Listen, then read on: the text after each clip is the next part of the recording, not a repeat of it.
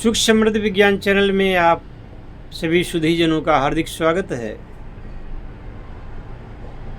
और इस वीडियो में मैं आपको बताऊंगा महिलाओं के रोगों की कुछ जड़ी बूटियों से या वनस्पतिक दवाओं से छुटकारा दिलाने के बारे में, और उसमें खर्चा आपका ना के बराबर आएगा। हमारी माताओं बहनों को एक बीमारी प्रसूत की होती है। प्रसूत में तो ज्वर भी आता है, बुखार भी आता है। यह यूटीआई इन्फेक्शन के कारण भी होता है और जननांग की सफाई ठीक से न करने पर या और कारणों से भी सफ़ेद पानी जाने लगता है। कभी कभी रक्त प्रदर हो जाता है तो उसमें खून भी आने लगता है। अगर इनका इलाज ना किया जाए तो धीरे धीरे महिला का शरीर क्षीण होने लगता है। कमर में दर्द रहने लगेगा, शरीर की कांति खत्म हो जाएगी, चेहरा पीला पड़ जाता है और चक्कर आना, उल्टी जैसी अवस्था होना, कभी कमर में दर्द, कभी पूरे शरीर में दर्द। और हमारी माताएं बहनें उसको हमेशा इग्नोर किया करती हैं। मतलब उनको ऐसा लगता है ये तो छोटी मोटी बीमारी है, इसमें कुछ ज़्यादा है नहीं। जब मामला ज़्यादा बढ़ जाता है फिर आप लोग जब हॉस्पिटल में जाते हैं तो बहुत सारा पैसा खर्च होता है और ये रोग भी वहाँ ठीक नहीं हो पाता। अब अगर मैं अपने वीडियो में इन शब्दों का रामबाण, अचूक, है ना, इस प्रकार के शब्दों का प्रयोग करता हूँ तो ये यूट्यूब का एल्गोरिदम जो है ये सपोर्ट नहीं करता और रिस्ट्रिक्ट कर देता है, उस पर मोनेटाइजेशन नहीं देता या इम्प्रेशन कम कर देता है। तो उन शब्दों का प्रयोग हम नहीं करेंगे, लेकिन आप समझ जाएं कि हम क्या कह रहे हैं। अगर लाभ लेना है तो आप बात की गंभीरता को समझें। वो शब्द हम नहीं कहना चाहेंगे, पर अगर आप उसको करेंगी तो निश्चित रूप से आपको लाभ ही होना है।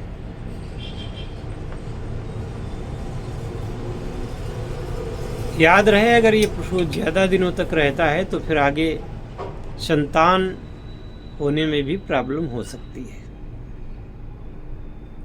इसलिए इसका आप प्रयोग करें। तो शुरू करते हैं कि इसको ठीक आपको कैसे करना है। तो पहला तो ये कि पुरुष हो या महिला,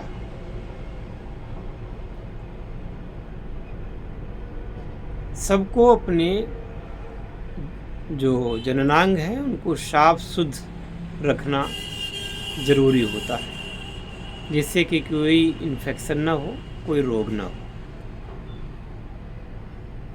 तो महिलाओं के लिए चिकित्सा शास्त्रों में कहा गया है कि यदि वो फिटकरी एलम, यानी जो फिटकरी होती है, सफ़ेद हो या लाल हो, अगर सफ़ेद फिटकरी को पानी में घोल करके डूस लिया जाता है। डूस क्या कहते हैं कि एक सिरिंज से पिचकारी मारी जाती है तो भीतर के जो कीटाणु हानिकारक होते हैं वो मर जाते हैं। फिटकरी एक एंटीसेप्टिक भी है।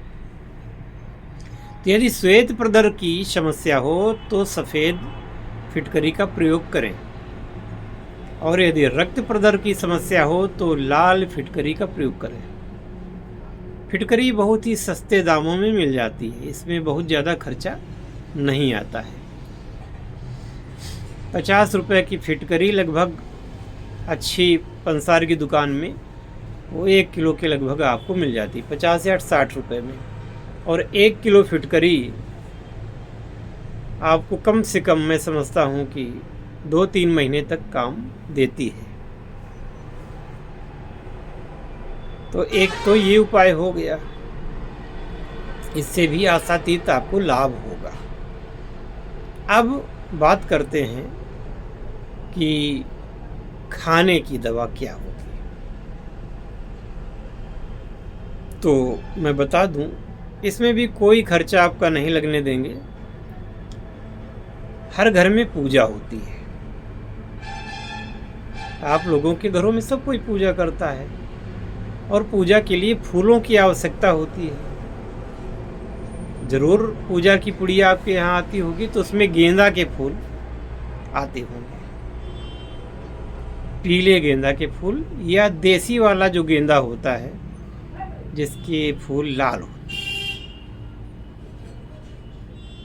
दो में जो भी मिल जाए, अगर देसी मिल जाए तो क्या कहना, अगर वो ना मिले तो फिर पीला गेंदा भी आप काम में ले सकते हैं। अब जैसे मेरे यहाँ ये माला टंगी हुई है, आपको दिखाता हूँ। ये माला टंगी हुई है और ये पूजा के बाद हमने टांग दी थी और ये सूख गई है। ऐसे ही आपको फूलों को सुखा लेना है। ये माला टंगी हुई है गेंदा की। यह सूखे हुए गेंदे की पंखुड़ियों को ले लें, यानी कि फूल की पंखुड़ियों को ले करके इनको ग्राइंडर से मिक्सी में पीस लें। याद रहे कि पंखुड़ियों से लगे हुए जो बीज होते हैं, इन बीजों को न लें, आपको केवल पंखुड़ियाँ ही लेनी है। तो ये पंखुड़ियाँ आप पीस करके ग्राइंड करके रख लेंगे और इसमें से 3 ग्राम से 5 ग्राम की मात्रा को आप शुद्ध देसी शहद से, मधु से, बाजार का मधु जो होता है देख लें, अच्छी कंपनी का हो और विश्वास पात्र कंपनी का हो। क्योंकि जो मधु है यानी शहद है, आजकल बहुत बेचा जा रहा है, हर कंपनी के द्वारा बेचा जा रहा है, शुद्ध कह कर के बेचा जा रहा है और उसमें शक्कर की चाशनी होती है। तो अगर चाशनी का शहद होगा तो फिर आप समझ सकते हैं क्या फ़ायदा करेगा। इसलिए असली शहद महंगा मिले तो भी ले लेना, ये आपको रखना है। इस शहद के साथ उस चूर्ण को, जो मात्रा मैंने बताई है, बढ़िया से सान करके और चाट लिया करें। सुबह शाम ये प्रयोग करेंगे तो आपका दोनों प्रकार का प्रदर्द इससे ठीक हो जाता है। तो लगे हाथ में एक और दवा बताता हूँ, उसमें भी आपका कोई खर्चा नहीं होगा। गुलाब के पुष्प, यानी गुलाब की माला भी आती है। ये भी अगर बिल्कुल फ्री में चाहें तो जुगाड़ है। जुगाड़ तो भारत की सबसे प्रसिद्ध है। तो किसी भी मंदिर में आप जाएं तो वहाँ लोग गुलाब के पुष्पों की माला भी चढ़ाते हैं, गुलाब के फूल भी चढ़ाते हैं और वो बाद में पुजारी लोग वहाँ से हटा करके कूड़े में डाल देते हैं, फेंक देते हैं। उनको पता ही नहीं होता कि ये कितनी महत्वपूर्ण चीज़ है। तो वहाँ से आप बात करके गुलाब के पुष्पों को ले लें। वहाँ से आप गेंदा के पुष्पों को भी ले सकते हैं। तो गुलाब के फूल ले आवें। अब इन गुलाब के फूलों से क्या करना है, एक कांच का मर्तबान, यानी कि कांच का डिब्बा हो जिसमें प्लास्टिक का ढक्कन हो, 2 लीटर 5 लीटर जो भी आपको मिल जाए उसको ले लें। अब ये बहुत सारे जो गुलाब हैं आपके, तो इनकी पंखुड़ियों को अलग कर लें, पत्तियों को, जो पंखुड़ियाँ लाल हैं इनको अलग कर लें। अलग करने के बाद में आप एक परत पंखुड़ियों की उस कांच के मर्तबान में बिछाएंगे।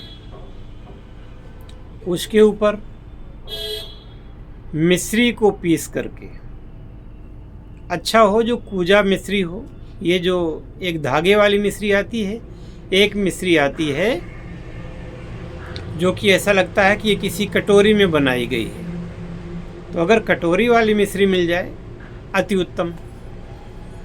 अगर कटोरी वाली मिश्री ना मिले तो धागे वाली मिश्री ले लेना, और अगर ये भी ना मिले तो फिर मिश्री दाना ही ले सकते हैं या शक्कर भी ले सकते हैं। अच्छा रहेगा अगर आप शक्कर का प्रयोग ना करें, शक्कर की जगह आप जो है शुद्ध शहद भी ले सकते हैं। ये तो आपके ऊपर है कि आपके पास क्या है क्या नहीं है। अगर बिल्कुल फ्री में काम करना है तो आप शक्कर का भी प्रयोग कर सकते हैं। शक्कर तो घर में ही आपको मिल जाएगी, हर घर के किचन में शक्कर होती ही है। तो एक परत आप बिछाएंगे गुलाब की पंखुड़ियों की, उसके ऊपर फिर एक परत आप मिश्री, शक्कर या जो भी हो आपके पास, शहद, उसकी परत बिछा देंगे। उसके ऊपर फिर से आप गुलाब की पंखुड़ियों की परत लगाएंगे। इसके बाद फिर से चीनी, फिर से पंखुड़ियाँ, फिर से ये चूर्ण आपका चीनी का या मिश्री का या शहद जो भी हो। ऐसा करते करते आप पूरा डिब्बा भर देंगे। सिर्फ 2 इंच उसको खाली रखेंगे, बाकी पूरा डिब्बा भर देंगे। आपका काम हो गया। ढक्कन लगाएं और ढक्कन लगा के इसको धूप में रख दें। ऐसी जगह पे रख दें जहाँ कोई जीव जंतु इसको नुकसान न पहुंचा सके, यानी डिब्बे को खोल ना सके और डिब्बे को तोड़ ना सके। ऐसी व्यवस्था आपको करनी है। धूप में आपको छत पे रखना है इसको। कम से कम 15 दिन इसको आप धूप में रखना है।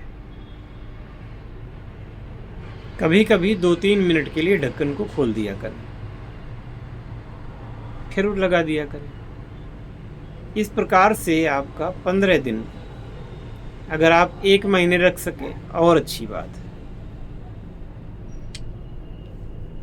तो जब ये गुलाब की जो पंखुड़ियाँ हैं वो चीनी में उनका मिल जाएंगी, इसके बाद आप कांच की डंडी से या मान लो चमचे से, जैसे आप समझें, ये जो इमल्सन बनेगा इसको ढंग से हिला दें, या हो सके तो आप मिक्सी में इसको डाल करके ग्राइंड कर दें। तो पंखुड़ियाँ बिल्कुल गायब हो जाएंगी और उस जो उसमें शुगर है, यानी कि जो भी है, शहद है या मिश्री है या शक्कर जो भी थी, वो सब मिल जाएगी। फिर से आप उसको डिब्बे को रख दें धूप में 2-4 दिन, 10 दिन, जैसी आपकी सुविधा हो उसको आप रख सकते हैं। बाद में भी बस औषधि तैयार है। इस औषधि को गुलकंद कहते हैं। यह स्त्री के तमाम रोगों में बहुत ही लाभप्रद है। श्वेत प्रदर, रक्त प्रदर इत्यादि को भी ये ठीक करने में सक्षम है। और जो लोग शरबत पीते हैं बाजार का, उसकी जगह अगर इसको इस्तेमाल करेंगे, 1 चम्मच डाल के गिलास में और इस्तेमाल करेंगे, तो उन्हें इस गर्मी में भी अत्यधिक आनंद आएगा और गर्मी से बचाव होगा और ढेर सारे लाभ प्राप्त होंगे। बाजार के शरबत में ये गुण नहीं पाए जाते। तो इसका प्रयोग करें, इसको बनाएं और स्त्रियां अपने रोगों से निजात पाएं। बहुत ज़्यादा खर्चा नहीं है, न किसी की सलाह लेनी है, न किसी वैद्य या हकीम के पास जाना है, न महंगी दवाओं का प्रयोग करना है। हाँ, ये भी बता देता हूँ कि ये तो आप कर ही रही हैं। यदि महिलाएं इसके साथ अशोक के पत्तों का काढ़ा या अशोक की जो छाल आती मार्केट में सब मिलती है, उसको ग्राइंड करके पीस करके रख लें।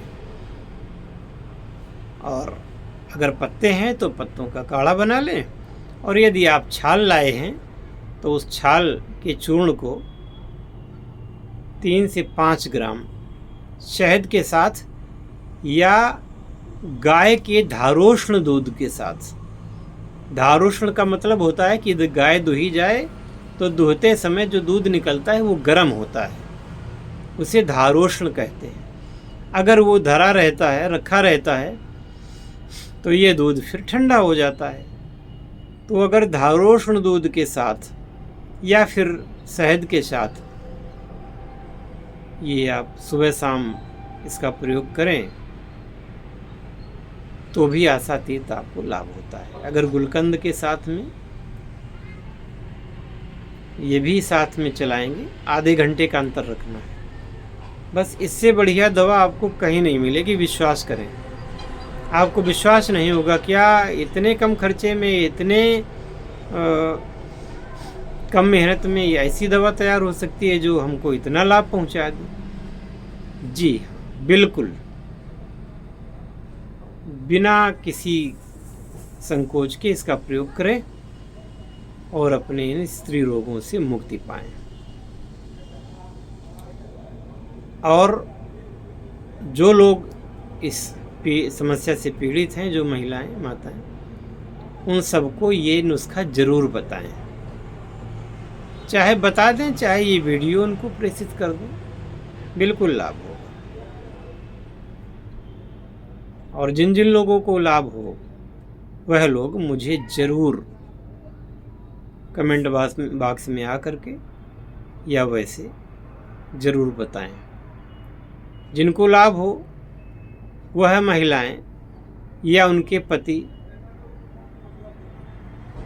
एक 10 मिनट का, 5 मिनट का अपने रोग के बारे में वीडियो बना करके टेलीग्राम पर, हमारे इसी नंबर पर टेलीग्राम पर भेजेंगे। देखो, व्हाट्सएप पर बड़ा वीडियो नहीं जाता, टेलीग्राम पर आप बड़े वीडियो को भेज सकते हैं। सहर्ष हम अपने चैनल पर आपके नाम के साथ उस वीडियो को अपलोड करेंगे। अगर आप नहीं भेजेंगे, शर्म संकोच लगे तो कोई बात नहीं, आपका वीडियो तमाम माताओं बहनों को एक प्रेरणा देगा जिससे कि वो इस रोग से मुक्ति पा सके। इसी के साथ इस वीडियो को यहीं विराम देता हूँ। जय शिव शंकर, जय भोलेनाथ, हर हर महादेव।